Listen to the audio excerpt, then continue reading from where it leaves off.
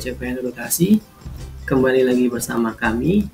Kami di sini ingin memberitahukan mengenai informasi terkait dengan Minitab. Jadi Minitab itu adalah sebuah software statistika yang dirancang untuk melakukan pengolahan statistik, di mana Minitab ini menggabungkan kemudahan penggunaan layaknya di Microsoft Excel dengan kemampuan melakukan analisis statistik yang lebih kompleks lagi. Jadi Minitab ini dapat melakukan data statistik khususnya ANOVA, desain eksperimen, analisis multivariat, peramalan, analisis time series, SPC, analisis data kualitatif, analisis non-parametrik, dan lain-lainnya. Minitab juga dapat memberikan fasilitas membuat grafik statistik secara mudah dan menampilkan grafik lebih menarik dan informatif dalam menceritakan probabilitasnya. Meski begitu, fitur matematika terutama paket analisis statistiknya masih terbilang lemah dalam melakukan analisis matematik dan numeriknya. Jadi masih butuh penyesuaian ya kawan-kawan. Jadi dalam penggunaan Minitab ini secara umum biasa digunakan untuk pengolahan data dan file tingkat advance untuk analisis data yang lebih baik, analisis regresi, tabel, dan grafik, analisis multivariat yang artinya termasuk dalam analisis faktor, analisis cluster, analisis korespondensi. Minitab juga bisa digunakan untuk pengujian statistik non-parametrik, time series, dan forecasting untuk membantu menunjukkan kecenderungan pada data yang dapat digunakan untuk membuat dugaan atau perkiraan, plot, dan trend analisis. Selain itu, Minitab juga digunakan untuk SPC, analisis sistem pengukuran dan varian untuk menentukan perbedaan antar data. Jadi bisa kita lihat di sini ya, di menunya ini. Di sini tuh bisa kita mengkalkulasikan ya, ada kalkulator, column statistik, row statistik, dan standarize-nya. Jadi kita bisa menghitung menggunakan Minitab juga. Kemudian di startnya ini yaitu adalah tools-tools yang bisa kita gunakan. Di sini ada basic statistik ya. Bisa kita lihat kita bisa melakukan uji one sample Z, one sample t-test, two sample t-test, pair t-test. One proportion, two proportion, one sample Poisson rate, two sample Poisson rate, one variance and two variance, kemudian correlation and covariance. Kemudian kita bisa menguji juga normality test dan Guillet test. Setelah di basic statistik ini ada regresi ya. Ya teman-teman kalau ingin menguji regresi pada Minitab juga bisa, yaitu ada fit light plot regression, kemudian ada nonlinear regression, stability study, kemudian orthogonal regression, partial least square, binary fit light plot, kemudian binary logistic regression, ordinal logistic regression, nominal logistic regression. Jadi macam-macam jenis regresi bisa kita gunakan di sini. Selanjutnya itu ada ANOVA. Di sini kita bisa menggunakan one way analysis of mean, Bayes ANOVA ya. Kemudian general linear model, mixed effect model, general ANOVA ya, jadi multivariate ANOVA.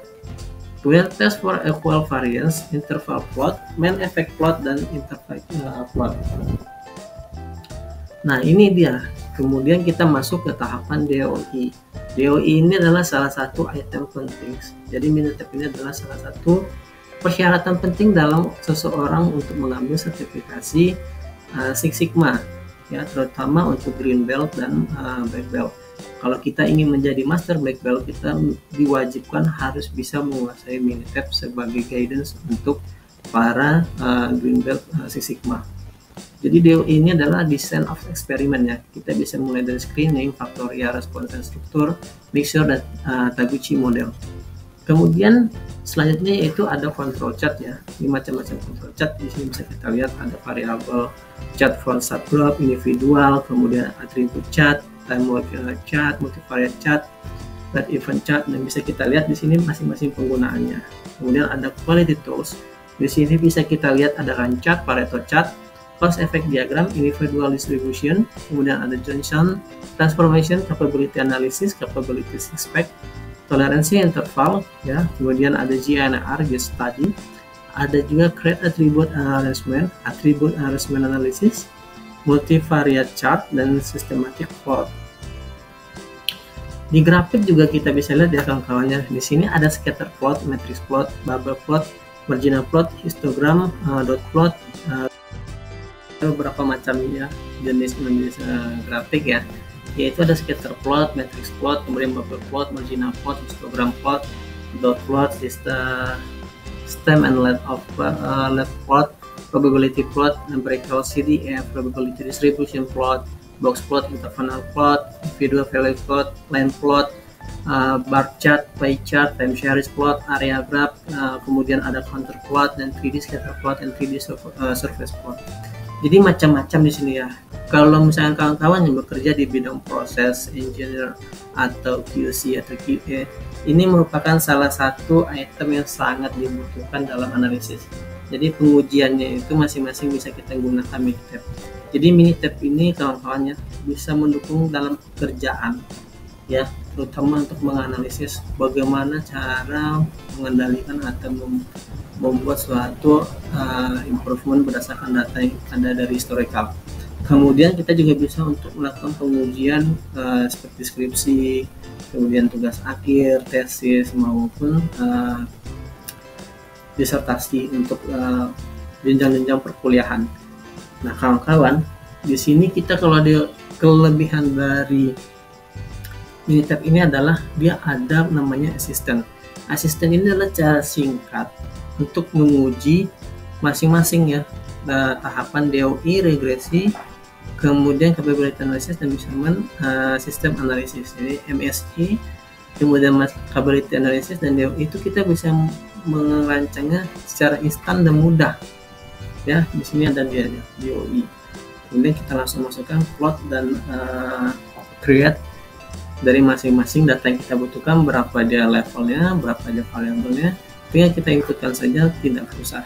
Jadi memang Minitab itu kalau menurut kami itu adalah salah satu software yang sangat mendukung dan memudahkan kita dalam melakukan analisis data, walaupun masih perlu beberapa hal penyesuaian karena memang tidak ada namanya software yang sempurna. Tapi sejauh ini Minitab adalah salah satu software yang cukup baik, banyak digunakan dalam dunia pekerjaan ataupun di dunia pendidikan. Mungkin cukup sekian dulu pembahasan dari kami tentang Minitab. Nanti kami akan membahas masing-masing dari item-item dan atribut-atribut. Oleh sebab itu, ikuti terus channel kami. Jangan lupa like, subscribe, dan komen ya. Terima kasih. Assalamualaikum warahmatullahi wabarakatuh.